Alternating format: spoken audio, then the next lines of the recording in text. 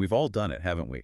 Stared down that rabbit hole of what if? Mm. What if you taken that other job? Or said yes or no to that one person? Absolutely. It's such a universal human thing to wonder about those other paths. But what if there was, like an actual library, a space between life and death, where you could genuinely explore every single one of those alternate realities?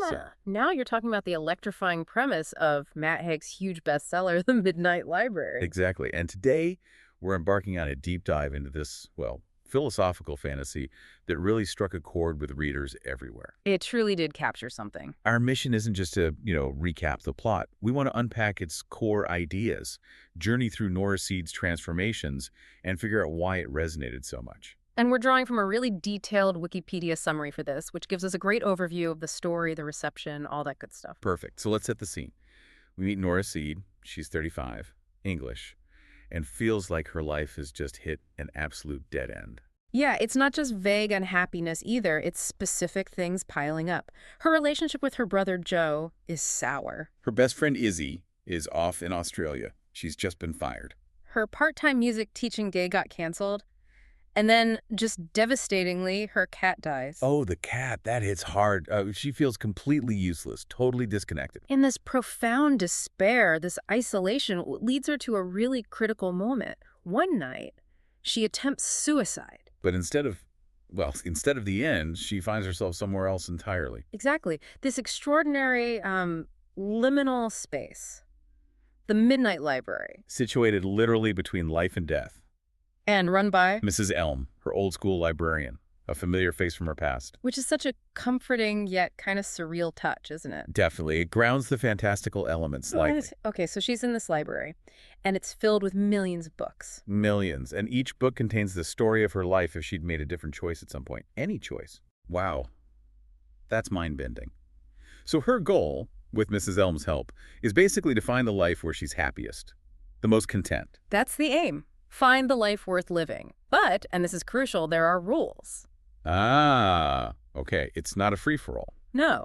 She can only access lives that were actually possible for her, like based on real potential or branching points. That's what, for example? Well, she can't find a life where her cat is still alive. His heart condition, restrictive cardiomyopathy, made that impossible regardless of her choices. Right. So even in this place of infinite what-ifs, some things are just fixed. Reality still bites, in a way. Exactly. It immediately adds this layer of consequence, grounds the fantasy. It suggests that, maybe focusing on what is changeable is key, even with endless options. That's a really powerful constraint. So Nora dives in, right? Starts sampling these alternate lives. Head first. It's this kaleidoscope of possibilities she jumps into. Let's talk about some of them. What does she experience? And maybe more importantly, what does she learn? Her first jump, I think, is reuniting with her ex, Dan. That's right. She finds herself married to him. They're living out his dream of owning a pub. Sounds potentially okay on the surface. But it's not. Neither of them is actually happy. The dream achieved isn't the dream life she imagined. So achieving a goal, even a shared one, doesn't automatically equal happiness. Precisely. Haig shows us pretty quickly that the idea of a life can be way more appealing than the day-to-day reality. External stuff doesn't fix internal issues. A big early lesson for Nora. Okay, lesson one learned. What about the next jump? Australia with Izzy, her best friend. That sounds like a good what if. It seems like it, doesn't it? The perfect escape. But it's absolutely tragic. Oh. She arrives in that life only to discover Izzy died years before in a car crash. The very reason she chose that life, the reunion, it's impossible. Gone. Wow. Is brutal. It really underscores how one single event, maybe totally outside Nora's control, can just change everything down a timeline. The ripple effect. Yeah, the interconnectedness and the sheer unpredictability, even in these chosen lives. Exactly. The complexity of it all. So she bounces back from that trauma and tries something completely different, like peak physical achievement, Olympic swimmer. She does a totally different path, glory, fame, but she finds it hollow, unfulfilling. And she even messes up a TED Talk, which is a nice touch of realism. It is. Then she jumps again. This time she's a glaciologist, way out in the Arctic in Svalbard. Okay, that sounds adventurous. And something significant happens there, right? She meets someone. She does. She meets Hugo Lefebvre, who, incredibly, is another limbo traveler like her, also exploring lives from his own library. They have a brief relationship. Whoa, so she's not alone in this experience. Apparently not. But the really crucial thing in Svalbard is her encounter with a polar bear. Right, a life or death moment. Absolutely visceral. And in that moment of sheer terror, she has this profound realization.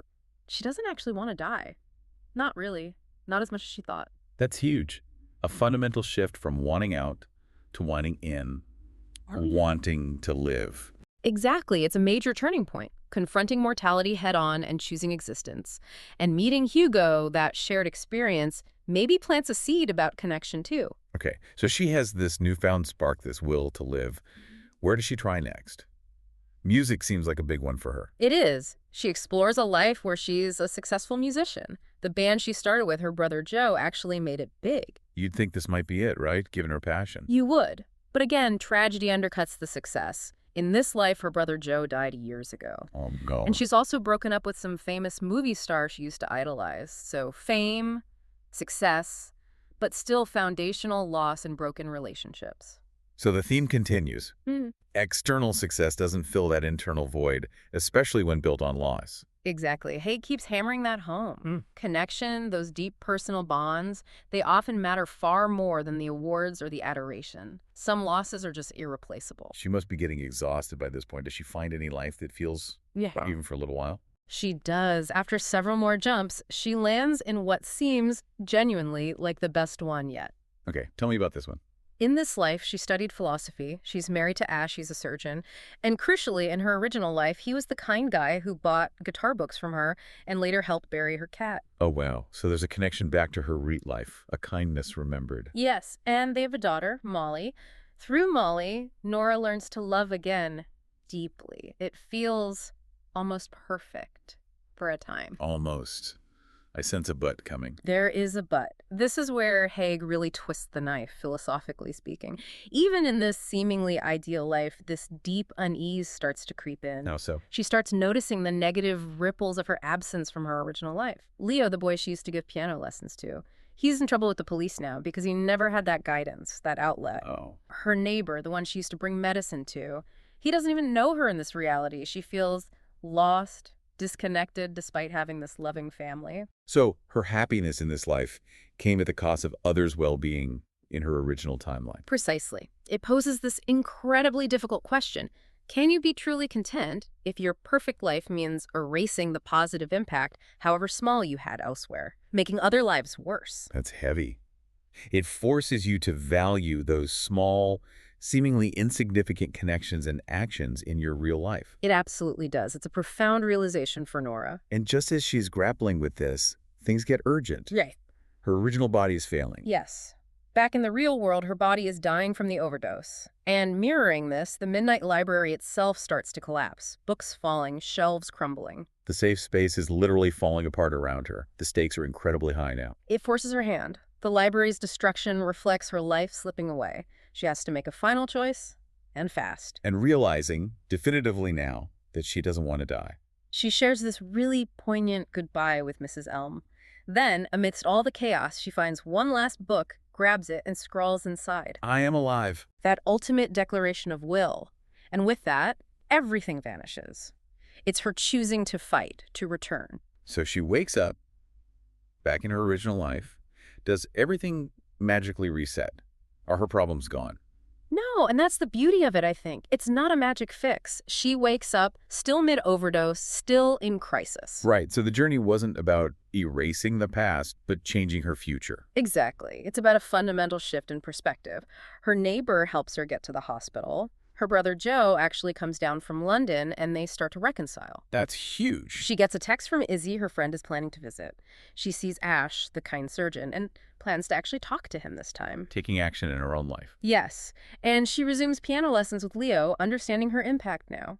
Even Mrs. Elm is still around, in a nursing home, and they reconnect over chess. So it's about realizing the life she has, flaws and all, is worth living, worth improving, finding agency in the present. Precisely. It's the power of changed perspective, valuing the connections and possibilities right in front of her, not just hypothetical ones. It's a powerful message, and clearly it resonated. We should talk about the impact this book had. It wasn't just a novel. It became a phenomenon. Oh, absolutely. A huge phenomenon. It was a massive bestseller everywhere. New York Times, Boston Globe, Washington Post lists. And it got that big Good Morning America book club pick, right? It did, yeah. which always signals it's hitting a very broad audience, tapping into something widespread. And the critics. Did they love it as much as the readers? Overwhelmingly, yes. Bookpage gave it starred reviews, which is significant praise. What were they saying? Major outlets, The Guardian, The New York Times, The Sunday Times, Publishers Weekly, they all pretty much raved about it, calling it a celebration of life's possibilities, deeply moving, things like that. It popped up on a lot of best of lists, too. Loads of them. Christian Science Monitor, PureWow, LitHub. It really cemented its place as a major book of that year. But was it universally adored? Any dissenting voices? Sometimes those are interesting, too. You're right, taste is subjective. There was one notable negative review, actually, from NPR. Ooh, what was their take? Interestingly, they found it not quite dark enough. Huh. Not dark enough. Meaning? I suppose they felt it perhaps leaned too heavily towards hope and redemption, maybe wanting a grittier exploration of regret and despair, which just shows, different readers want different things from a story like this. Haig definitely chose a more hopeful path. That makes sense. And what about awards adaptation sales? Did the industry recognition match the popular buzz? It absolutely did. It won the 2020 Goodreads Choice Award for Fiction, which is voted by readers, so that confirms the popular appeal. A big one. Nominated for the Audie Award for Fiction, shortlisted for the British Book Award for Fiction Book of the Year. Really strong recognition. And it went beyond the page, too. Yep, adapted into a 10-part series for BBC Radio 4, which is fantastic for reaching even more people. And commercially. The actual numbers. Huge success. It hit #1 on the UK official top 50 books chart. By September 2023, it had sold over 733,000 copies just in the UK. It was Matt Haig's first overall #1 and part of his career sales smashing past 2.9 million. Just a phenomenal success story all around. So recapping then. Yeah. We followed Nora Seed on this incredible, often painful journey through countless what-ifs. From musician to Olympian, glaciologist to seemingly perfect wife and mother. And ultimately, that exploration didn't lead her to escape her life, but brought her back to it. Not as a failure, but with this renewed sense of purpose, appreciating the choices she could still make. Yeah, a deeper understanding of the life she actually had.